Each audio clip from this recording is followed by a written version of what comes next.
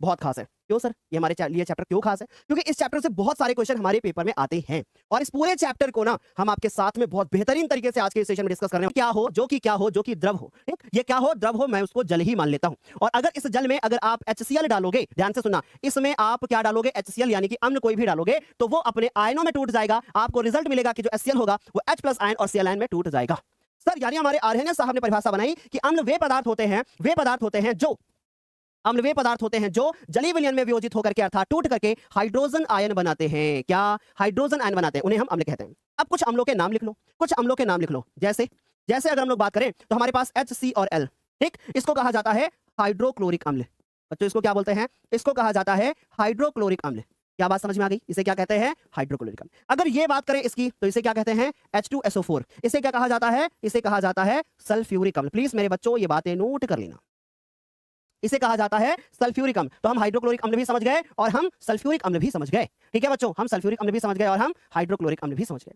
ठीक है सर, ठीक है सर, आगे देखिए और कुछ बताइए। जैसे कि हमारे पास लिखा हो HNO3, इसमें अगर हम लोग बात करें इसका नाम क्या होगा? इसका नाम होगा नाइट्रिक अम्ल। इसका नाम होगा नाइट्रिक अम्ल। ठीक है, अगर हम बात करें CH3COOH, अगर इसके बारे में बात करें तो इसका नाम होता है एसिटिक अम्ल। इसका नाम होता है एसिटिक अम्ल। अब हमारी बात बहुत डीप में, और प्लीज थोड़ा सा ध्यान से समझने की कोशिश करना, ठीक? थोड़ा सा ध्यान से समझने की कोशिश करना, ठीक? हमने आपसे क्या कहा? हमने आपसे क्या कहा? चलो अब हमारे पास क्या है? हमारे पास कुछ अम्ल है। कौन से अम्ल है? ध्यान से देखो कौन से अम्ल है। हमारे पास है HCl अम्ल। अगर मैं इस HCl अम्ल को पानी में घोलने की कोशिश करूंगा तो ये अपने आयनों में वियोजित हो जाएगा, ठीक? और कौन से आयन देगा? इसमें हाइड्रोजन आयन निकलेगा और मेरे प्यारे बच्चों क्लोरीन आयन इसमें उपस्थित है, ठीक? अगर मैं बात करूं बच्चों किसकी? H2SO4 की, तो ये जो H2SO4 होगा ये हाइड्रोजन आयन देगा और प्लस हमारे पास सल्फेट यानी SO4 होगा जो कि होता है हमारे पास -2, है ना? हमें रिएक्शन को बैलेंस नहीं करना है। अगर हमें रिएक्शन को बैलेंस करना होता तो हम यहाँ पे 2 हाइड्रोजन देखते और इसमें हम 2 लगा देते, ठीक? पर फिर भी मैंने इसलिए 2 लगा दिया, चलो ठीक है, कम से कम आपको पता रहेगा कि हाँ सल्फ्यूरिक अम्ल में 2 हाइड्रोजन आयन होते हैं और हाइड्रोक्लोरिक अम्ल में 1 हाइड्रोजन आयन होता है, ठीक? आगे देखो, फिर उसके बाद आता है हमारे पास HNO3। मेरी बात ध्यान से सुनिए, जो बच्चों को चीजें नहीं तैयार होती हैं वो बच्चे होते हैं जो कॉन्सेप्ट्स को अच्छे से नहीं समझते, ठीक है? आ रही मेरी बात समझे? जो कॉन्सेप्ट्स को अच्छे से नहीं समझते। अगर आप कॉन्सेप्ट्स को अच्छे से नहीं समझोगे तो भाई एक चीज हमेशा याद रखो, पेपर में आप क्वेश्चन गलत ही करके आओगे, फिर आप कभी भी क्वेश्चन को सही नहीं कर सकते, ठीक? अभी मैं आपसे एक सवाल, ये सवाल पूछूं इसमें कितने हाइड्रोजन आयन हैं तो इसका आंसर होगा 1। और अगर मैं सवाल ये पूछूं इसमें कितने हाइड्रोजन के परमाणु हैं तो इसका आंसर होगा 4।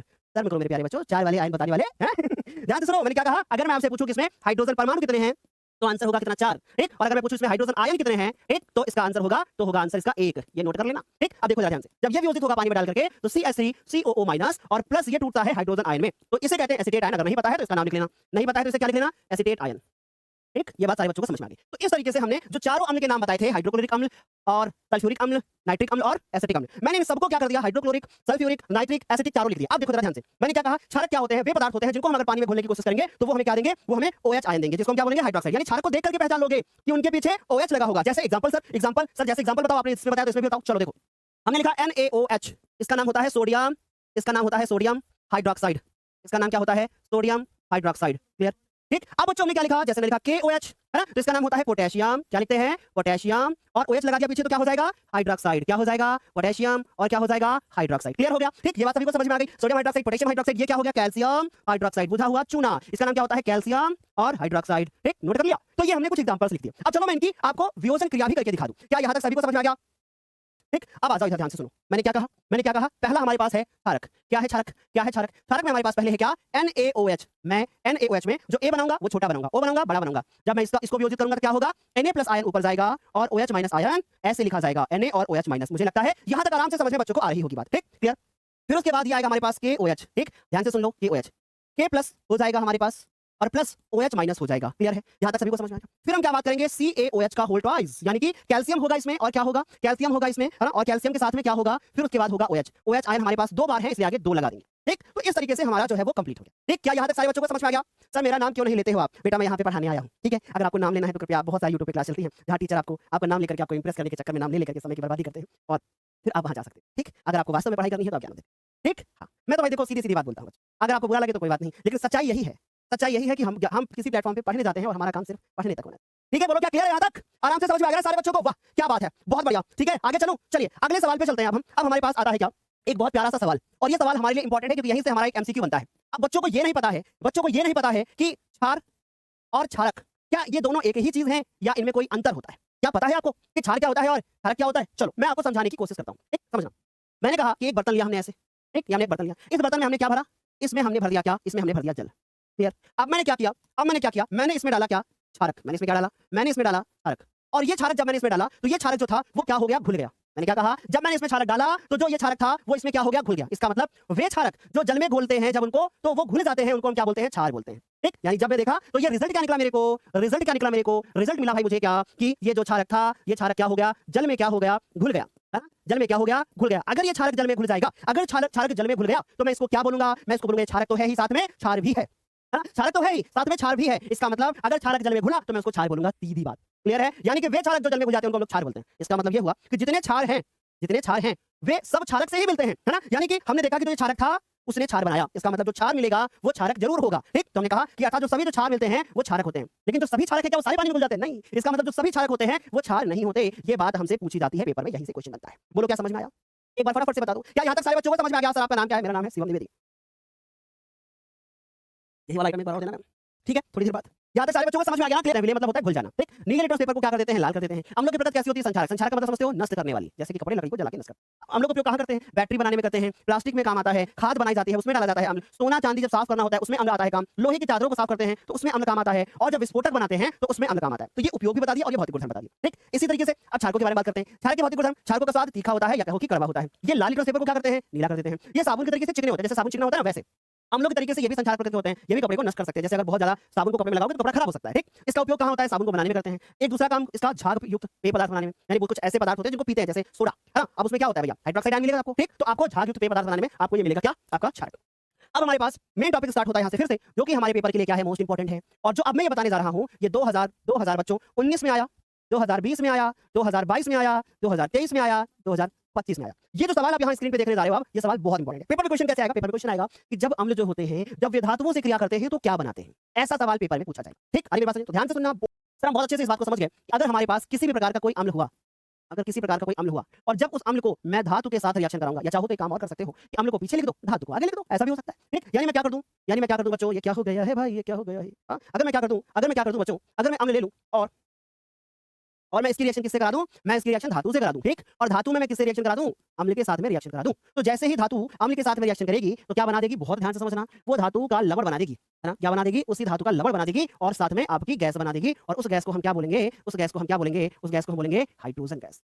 ठीक, उस गैस को हम क्या बोलेंगे? उस गैस को हम बोलेंगे हाइड्रोजन गैस। मुझे नहीं लगता कि हमारे किसी बच्चे को यहाँ तक कोई समस्या होगी। ठीक, इसी बात को मुझे अब क्या करना है, लिख करके एक्सप्लेन करना है। कैसे? देखो इसका उदाहरण, जैसे मान लीजिए कि हमारे पास एक धातु है, कौन सी धातु ले लूं मैं? Zn, ये ले लिया मैंने Zn। ठीक, और मैं कोई भी एक प्रकार का अम्ल ले लूं, जैसे हमने ले लिया HCl। ठीक, पेपर में ऐसे ही आएगा। अब होगा क्या, पहले वो समझो।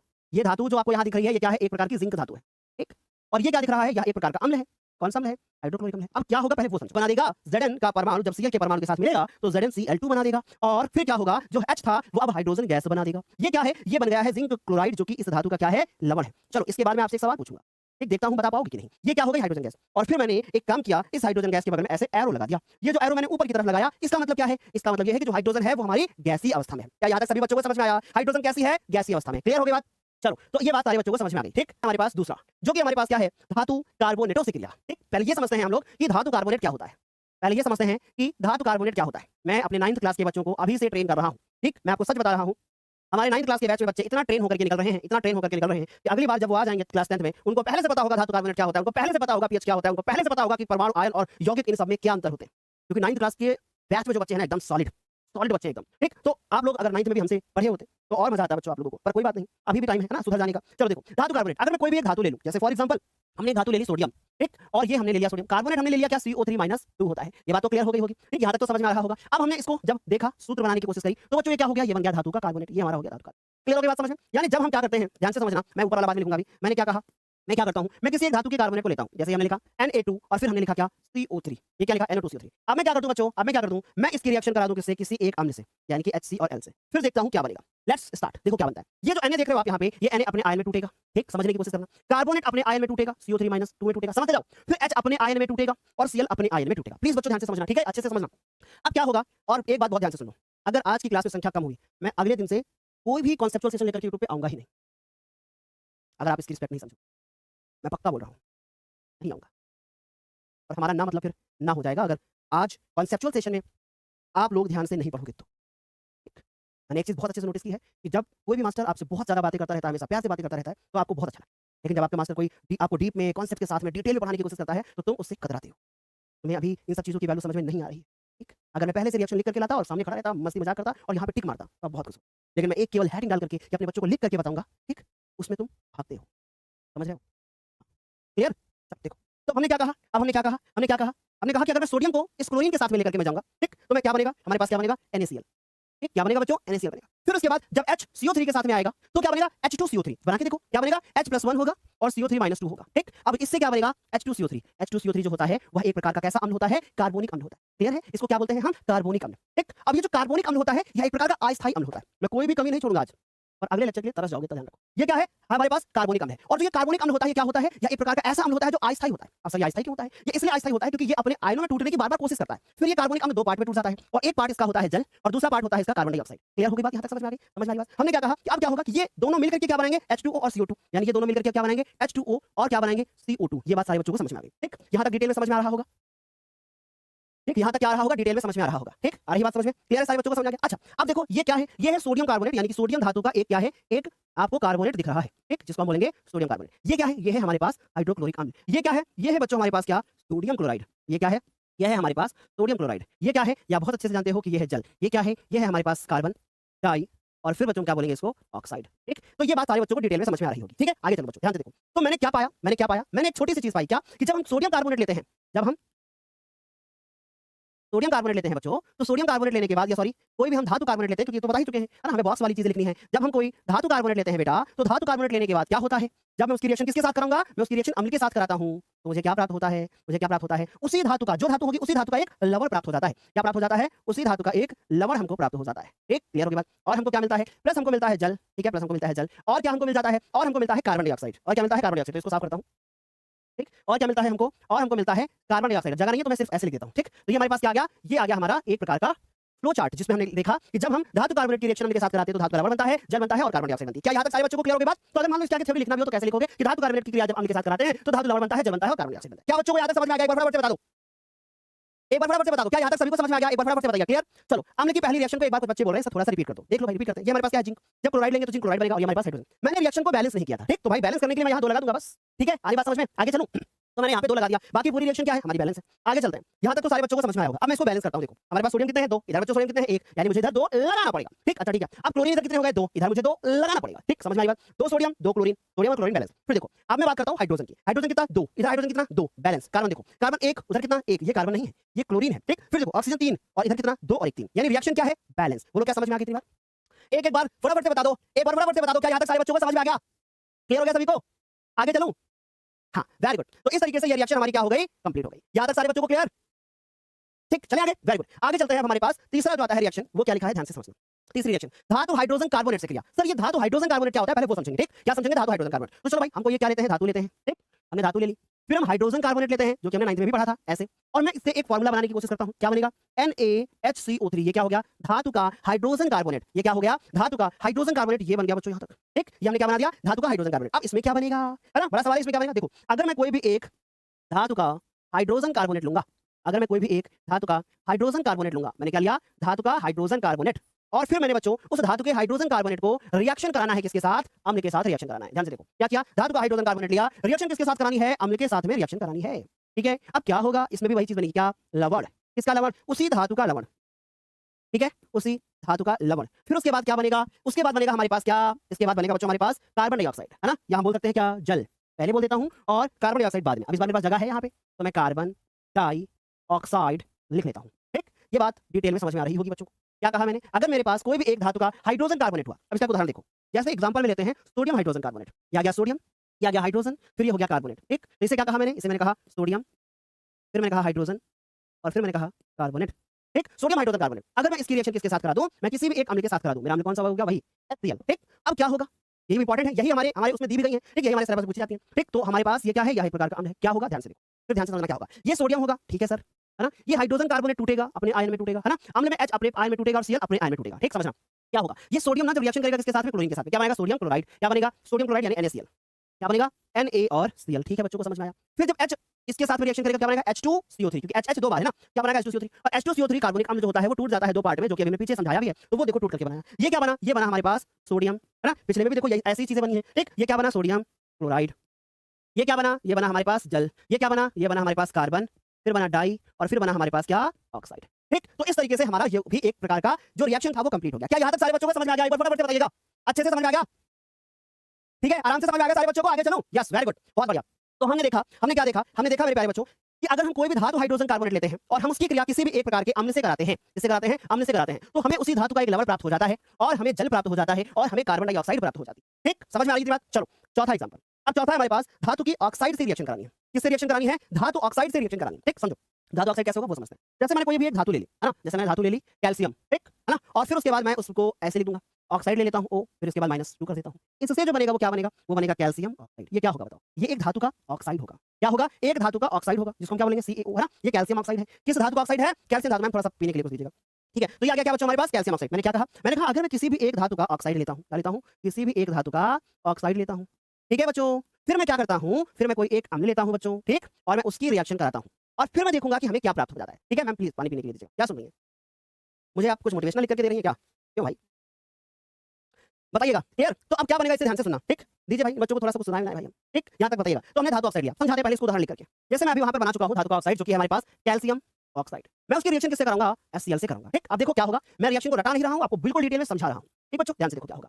अब जो ये हमारे पास कैल्शियम है वो अपने आयन में टूटेगा, ठीक, और ऑक्सीजन अपने आयन में टूटेगा बच्चों, है ना, और हाइड्रोजन अपने आयन में टूटेगा और क्लोरीन अपने आयन में टूटेगा। अब क्या होगा कि जब कैल्शियम होगा तो क्लोरीन के साथ चला जाएगा और H जो होगा वो O के साथ आ जाएगा, ठीक। अब क्या बनेगा, ध्यान से सुनते जाओ, ठीक। कैल्शियम किसके साथ जाएगा, क्लोरीन के साथ, तो कैल्शियम क्या बनाएगा, कैल्शियम बना लेगा हमारे पास कैल्शियम क्लोराइड, यानी कि ये क्या बन जाएगा, लवण बन जाएगा, ठीक। ये बात सभी को समझ आ गया। अब हमारे पास क्या दिख रहा है, हमारे पास हाइड्रोजन दिख रहा है, हमारे पास क्या दिख रहा है, ऑक्सीजन। जब कभी हाइड्रोजन ऑक्सीजन के साथ मिलता है तो हमेशा क्या बनाने की कोशिश करता है, पानी बनाने की कोशिश करता है, ठीक। तो क्या बना जाएगा, पानी, यानी H2O। अब कैसे बन रहा है वो समझने की कोशिश करते हैं, बैलेंस करते हैं। पिछली सारी रिएक्शंस हमारे पास बैलेंस है, देखो ये वाली रिएक्शन हमारे पास बैलेंस थी, पूरी रिएक्शन बैलेंस होगी, एक सोडियम, एक हाइड्रोजन, दो हाइड्रोजन, तीन ऑक्सीजन, तीन ऑक्सीजन, ठीक, पूरी रिएक्शन बैलेंस थी। इसको देखो, ये कैल्शियम अकेला, इधर भी अकेला, क्लोरीन इधर दो हो गए, इधर मैंने दो लगा दिया, ठीक। अब हमारे पास हाइड्रोजन दो हो गए, देखो दो हाइड्रोजन है, एक ऑक्सीजन है, एक ऑक्सीजन, ये क्या बना, ये बन जाता है हमारा धातु का लवण। क्या बनता है बच्चों, धातु का लवण, और ये क्या बन जाता है, ये बन जाता है जल। तो इस तरीके से ये रिएक्शन भी हमारी क्या हो गई, कंप्लीट हो गई। मुझे नहीं लगता कि यहां तक आप लोगों को कोई भी दिक्कत होगी। क्या यहां तक सारे बच्चों को समझ में आ गया, क्या तुम्हें धातुओं के रासायनिक गुणधर्म समझ में आ गए, एक बार फटाफट से बता दो, एक बार फटाफट से बताओ। सर अम्ल और क्षार को कैसे पहचानेंगे, अम्ल में बेटा हाइड्रोजन आयन होता है और क्षारक में या क्षार में OH आयन यानी हाइड्रोक्साइड आयन होता है, ठीक। क्या यहां तक सभी को क्लियर, चले चलो आगे कंटिन्यू करते हैं, ठीक। सर इस क्लास के बीच में खाना खा सकते हैं, हाँ क्यों नहीं खा सकते हो, ठीक। क्या यहां तक क्लियर सभी को, आराम से समझ में आ गया, चलो आगे, ओके चलो। तो इस तरीके से ये हमारा एक एग्जांपल जो कि हमारे एनसीईआरटी में दिया है वो हम लोग यहाँ पे कंप्लीट कर रहे हैं। हम लोग बात करते हैं किससे, पीएच पैमाने के बारे में। एक व्यक्ति थे जिनका नाम था सोरेनसन, ऊपर मत ध्यान दो, इधर ध्यान दो। पीएच, पहली बात, पी को स्मॉल लिखते हैं, एच को कैपिटल लिखते हैं, ये चीज हमेशा याद रखना, कभी भी पी को कैपिटल नहीं बनाते, ठीक, पहली चीज। दूसरी चीज, इसमें जो हमारे पास पी है वो क्या है, ठीक। इसमें जो आप यहाँ पे पी देख रहे हो, जो पी का अर्थ है, इसको अंग्रेजी भाषा में कहते हैं पोटेंस, या अगर हम जर्मन लैंग्वेज की बात करें तो वहां पर हो सकता है कि कुछ और कहते हो, पर जो मुझे इंग्लिश यहाँ पर दिख रही है वही मैं बोलूंगा। इसको अंग्रेजी भाषा में बोलते हैं पोटेंस, और हिंदी में मैंने जब देखा तो इसको लिखा गया है पुसांस, ऐसे, ठीक। और इसको अगर हम बात करें तो पोटेंस बोलते हैं हम, तो पोटेंस बोले हो सकता है पुसांस हो, है ना, पुसांस हो। फिर इसका अर्थ होता है शक्ति, है ना, या इसको सामर्थ्य बोल सकते हो, ठीक। फिर अगर मैं यहाँ पे H के बारे में बात करूँ, यानी H को देखूं, तो मेरे को समझ में आया कि H का मतलब यहाँ पे है हाइड्रोजन आयन, ठीक। क्या, हाइड्रोजन आयन, क्लियर। यानी कि हम ये बात डिटेल में समझ गए कि पीएच से हमें क्या पता चलता है, पीएच से हमें क्या पता चलता है, पीएच से हमें पता चलता है कि किसी विलयन में क्या, हाइड्रोजन आयन की शक्ति, किसी विलयन में हाइड्रोजन आयन की शक्ति, ठीक। तो विलयन में हाइड्रोजन आयन की शक्ति को हम पीएच से डिनोट करते हैं। क्या बात समझ में आ गई। ये पीएच देने वाले कौन व्यक्ति थे, इनके बारे में बात करें तो पीएच देने वाले एक व्यक्ति थे जिनका नाम था सोरेनसन। पीएच पैमाना देने वाले कौन से व्यक्ति थे, इनका नाम था सोरेनसन, ठीक।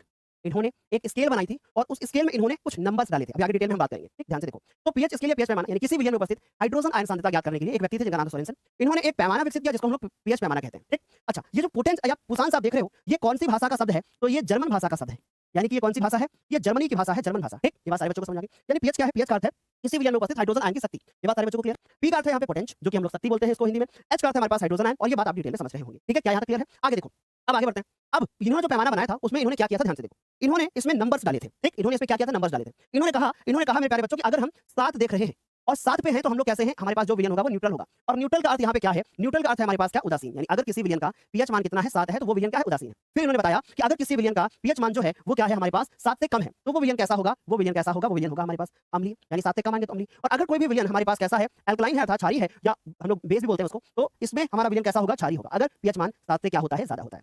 क्लियर हो गई बात। यानी हम डिटेल में सर इस बात को बहुत अच्छे से समझ गए कि ये होते हैं। और हमारे पास सॉल्यूशन के बाद दिया गया पीएच का गणितीय रूप आता है। ठीक, अभी गणितीय रूप क्या है, इन्होंने फॉर्मूला भी बताया। इन्होंने कहा कि जो अगर हम हाइड्रोजन आयन सांद्रण ले लें, यानी हाइड्रोजन आयन ले लें, उसका सांद्रण लें। अब सांद्रण का मतलब क्या होता है, सांद्रण का मतलब कंसंट्रेशन। ठीक, यानी किसी विलयन में उपस्थित हाइड्रोजन आयन कितने हैं उसको बोलेंगे सांद्रता उसकी कितनी है। ठीक, जैसे हमने कहा कोई विलयन है उसमें हाइड्रोजन आयन 10⁻7 मोल प्रति लीटर। मोल प्रति लीटर क्या है, ये सांद्रता का मात्रक है। ठीक, जो कि हमने मोल कांसेप्ट मोल अवधारणा 9th क्लास में पढ़ी होगी। तो ये है हाइड्रोजन आयन। ठीक, ध्यान से सुनना, हाइड्रोजन आयन सांद्रण यानी बॉक्स से बना देंगे, ये ऋणात्मक लघुगणक यानी कि लघुगणक यानी लॉग, लॉग और बेस में लॉग क्या होता है 10। ठीक, हाइड्रोजन आयन सांद्रण के ऋणात्मक यानी कि माइनस, लघुगणक यानी कि लॉग, इसको हम क्या बोलते हैं, हम पीएच बोलते हैं। यानी हम बहुत अच्छे से समझ गए कि जो हमारा सोरेनसन बाबा जी थे ना, उन्होंने फॉर्मूला बताया, उन्होंने कहा कि जो हाइड्रोजन आयन सांद्रण के ऋणात्मक लघुगणक को हम पीएच कहते हैं। ठीक, तो इसी को हमने परिभाषा में क्या लिखा, तो इसने बताया कि हाइड्रोजन आयनों के मोल प्रति लीटर सांद्रण के ऋणात्मक लघुगणक को हम पीएच कहते हैं। ये फॉर्मूला उन्होंने बताया। ठीक, ये बात सारे बच्चों को क्लियर हो गई। इसी प्रकार से सोरेनसन जी ने एक और चीज भी बताई थी कि अगर किसी विलयन में हाइड्रोक्साइड आयन सांद्रण उपस्थित हो, ठीक, अगर किसी भी एक विलयन में हाइड्रोक्साइड आयन सांद्रण उपस्थित हो, ठीक, तो अब क्या होगा। इसी प्रकार उन्होंने कहा, इसी प्रकार एक चीज और बताई उन्होंने कहा कि किसी विलयन में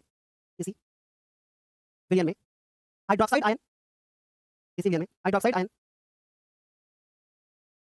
सांद्रण के ऋणात्मक लघुगणक, किसी विलयन में हाइड्रोक्साइड आयन के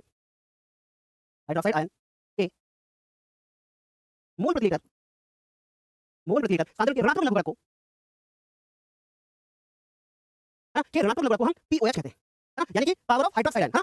आगे मेरा समझ बच्चों को क्या बोलते हैं, पीओएच कहते हैं। क्लियर हो गया, यहां तक समझ आ गया। आगे देखो, अब इसका फॉर्मूला क्या हो गया, यहां माइनस, फिर आ गया लॉग, बेस में क्या हो गया 10, और ये हो गया हमारे पास हाइड्रोक्साइड आयन। क्लियर, इसमें क्या लिखेंगे हम लोग, इसको क्या बोलते हैं हम लोग, पीओएच। ओके, ये बात सारे बच्चों को डिटेल में समझ में आ गई होगी। क्या याद है सारे बच्चों को क्लियर। ठीक है, आगे मेरा समझ, आगे बात ध्यान से समझ। अच्छा, अब पीएच और पीओएच में क्या रिलेशन होता है, ये भी समझो। तो इसको भी कहीं नोट करते हैं क्या, इसको भी कहीं नोट करते हैं क्या, कि पीएच और पीओएच में संबंध क्या होता है। अगर किसी विलयन का पीएच मान कुछ हो जाए और पीओएच मान में संबंध क्या होता है, तो पीएच, और जब हम ये देखो फॉर्मूला एनसीईआरटी में अभी भी दिया हुआ है। ठीक, लेकिन इसमें न्यूमेरिकल्स जो है वो बोर्ड ने हटा दिए हैं। ठीक, तो लेकिन फिर भी मान लो अगर आ ही जाए, ठीक, न्यूमेरिकल्स नहीं आएंगे, ये तो बात 100% है, तो बहुत अच्छे से नोट करना है, प्यारा सा नोट, कि जो न्यूमेरिकल्स हैं वो सिलेबस में नहीं है, पर फॉर्मूला आपसे पूछा जा सकता है कि भैया आप पीएच का गणितीय रूप लिख करके बता दो, पीओएच का गणितीय रूप लिख करके बता दो, पीएच और पीओएच में क्या संबंध है। या ऐसे सवाल पूछा जा सकता है आपसे पेपर में कि किसी विलयन का पीओएच मान, किसी विलयन का पीओएच मान ज्यादा है ना, उसका पीएच मान क्या होगा। ठीक, चलो आगे देखो, क्या हमने कहा कि अगर हम ध्यान से देखें तो पीएच प्लस पीओएच को जोड़ करके कितना आता है 14, है ना। तो हमने पीओएच मान कितना है 11, तो हमने क्या लिखा पीएच, और ये क्या हो गया 11 बराबर कितना हो 14। इस 11 को उस तरफ ले जाओ, है ना बच्चों, तो पीएच बराबर क्या आएगा 14 में से हम 11 घटा देंगे, अंतर कितना आएगा 3, यानी पीएच बराबर क्या हो गया 3। ठीक, आई होप ये बात आप लोगों को अच्छे से समझ में आ रही होगी। क्लियर है सभी को, वेरी गुड, बहुत बढ़िया। कुछ बच्चे आपस में बात कर रहे हैं, मैं क्या ही कर सकता हूं, है ना। आगे बात समझे, कुछ बच्चे आपस में बात कर रहे हैं, 3 दे रहे हैं हमारे चांस, बहुत बढ़िया, वेरी गुड। ठीक, आगे बात समझे, चलो आगे चलते हैं। अब हमारे पास और बहुत कुछ इंपॉर्टेंट पॉइंट लिखे, जैसे कि उन्होंने एक पॉइंट हमारे पास की, जैसे पॉइंट हमारे पास की एचसीएल का पीएच वैल्यू कितना होता है, तो लगभग वैल्यू 0 है। अब पता चला गूगल पे चेक किया बच्चे ने, आगे 0.5, तो ये वैल्यू लगभग होती है। नींबू का नींबू कुछ हो सकता है ज्यादा खट्टा हो, तो पीएच वैल्यू कम हो सकती है, हां। तो याद रखना नींबू के रस का पीएच कितना होता है, ये होता है एचसीएल का, ये होता है शुद्ध जल का, ये होता है। अब इंपॉर्टेंट कौन सा इसमें से, शुद्ध जल का पीएच मान आपसे पूछा जाएगा, हां। अमाशय का रस नॉट इंपॉर्टेंट, सिरका नॉट इंपॉर्टेंट, पर पता होना चाहिए। मानव लार इंपॉर्टेंट, है ना। आगे बात सुनिए, रक्त इंपॉर्टेंट। ठीक, milk of magnesia most important. अब मिल्क ऑफ मैग्नीशिया का फॉर्मूला, मिल्क ऑफ मैग्नीशिया का फॉर्मूला होता है MgOH का होल ट्वाइस। ये मिल्क ऑफ मैग्नीशिया, और ये आपने पहले चैप्टर में भी फॉर्मूला पढ़ा होगा, हां। ये फॉर्मूला आपने पहले चैप्टर में पढ़ा होगा बेटा। क्लियर, अच्छा दूध नॉट इंपॉर्टेंट, पता होना चाहिए, हां 6.5 होता है। ये सारे बच्चों को याद समझ में